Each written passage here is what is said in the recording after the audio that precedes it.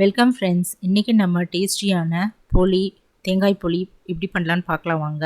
இது கோதுமை மாவு வச்சு பண்ண போலிங்க. இது ரொம்ப டேஸ்டியான இந்த தேங்காய் போலி பார்க்குறதுக்கு முன்னாடி என்னோடய சேனலில் சப்ஸ்கிரைப் பண்ணாதவங்களாம் சப்ஸ்கிரைப் பண்ணிக்கோங்க ஃப்ரெண்ட்ஸ். கூடவே பக்கத்தில் இருக்கிற பெல் ஐக்கானையும் கிளிக் பண்ணிக்கோங்க. வாங்க இப்போ இதுக்கு என்னென்ன தேவைன்னு பார்த்துக்கலாம். இப்போ நம்ம கோதுமை மாவு ஒரு கப் எடுத்துக்கலாங்க. அதே துருவின வெல்லம் ஒரு கப் தேங்காய் அதையும் எடுத்துக்கலாம். Pinch of yellow kesari powder அதை எடுத்துக்கலாங்க. பிஞ்ச் ஆஃப் சால்ட் எடுத்துக்கலாம். 1/2 ஸ்பூன் ஏலக்காய் தூள், 2 ஸ்பூன் நெய் எடுத்துக்கலாங்க. தேவையான அளவு கொஞ்சம் எண்ணெய் ரீஃபைண்ட் ஆயில் எடுத்து வச்சுக்கலாம். இப்போ இந்த கோதுமை மாவை நம்ம ஒரு பாத்திரத்தில் போட்டு பிசைஞ்சிக்கலாங்க. தண்ணி கொஞ்சமாக ஊற்றிட்டு இப்போ கொஞ்சம் உப்பு, இந்த எல்லோ கேசரி பவுடர் அதையும் போட்டுட்டு, ஃபுட் கலர் அதையும் போட்டுட்டு கொஞ்சம் கொஞ்சமாக தண்ணி தெளித்து நல்லா கெட்டியமாக பிசைஞ்சிக்கலாம்.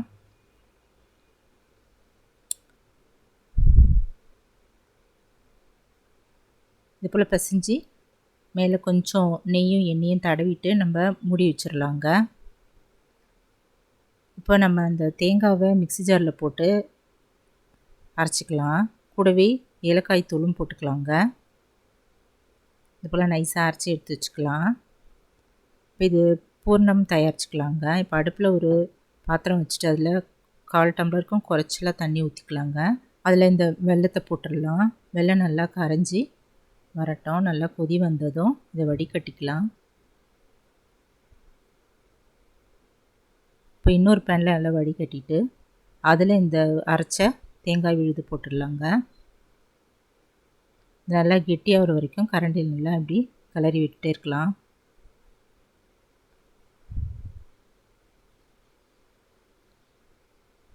இதை போல் கெட்டியானதும் நம்ம எடுத்து வச்சிடலாங்க. ஆறட்டும். இதை நம்ம சின்ன பால்ஸாக உருட்டி வச்சுக்கலாங்க.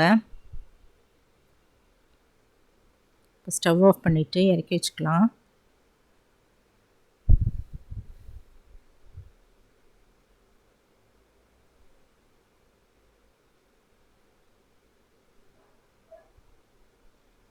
இது போல் பால்ஸை நம்ம உருட்டி வச்சுக்கலாங்க. இப்போ மாவு நல்லா 1/2 அன் ஹவர் ஊறியிருக்கோங்க. இன்னும் நல்லா பிசைஞ்சிட்டு இது போல் 5 உருண்டையாக ஊட்டி வச்சிடலாங்க. இப்போ ஒரு பாலித்தீன் ஷீட் எடுத்து எண்ணெய் தடவிக்கலாம்.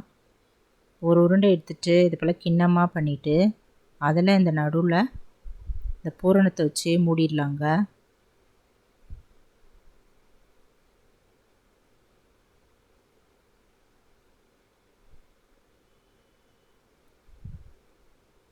இது அந்த பாலித்தீன் ஷீட்டில் வச்சுட்டு நம்ம சப்பாத்தி இழைக்கிற மாதிரி இழைச்சிக்கலாம்.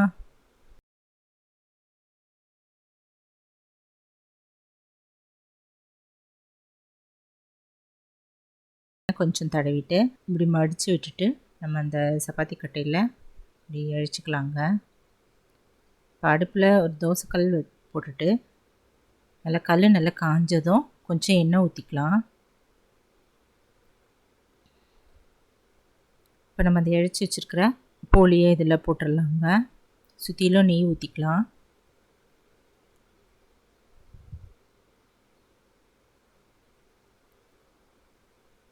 திருப்பி போட்டுட்டு நெய் ஒரு ஸ்பூன் ஊற்றிக்கலாங்க. இது நல்லா வேகட்டும். 2 பக்கம் நல்லா வெந்த பிறகு நம்ம இதை தட்டில் எடுத்து வச்சிடலாங்க.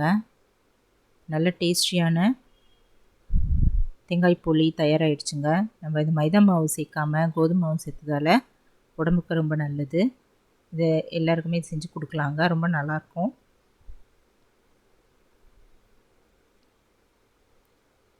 நீங்களும் இந்த டேஸ்டியான தேங்காய் போலி வீட்டில் செஞ்சு பார்த்துட்டு எப்படி இருக்குன்னு கமெண்ட்டில் சொல்லுங்கள் ஃப்ரெண்ட்ஸ். இந்த வீடியோ பிடிச்சதுன்னா குக்கிங் வித் சித்ரா அன்பு சேனலில் சப்ஸ்கிரைப் பண்ணிக்கோங்க. தேங்க்ஸ் ஃபார் வாட்சிங். நம்ம அடுத்த வீடியோவில் பார்க்கலாம்.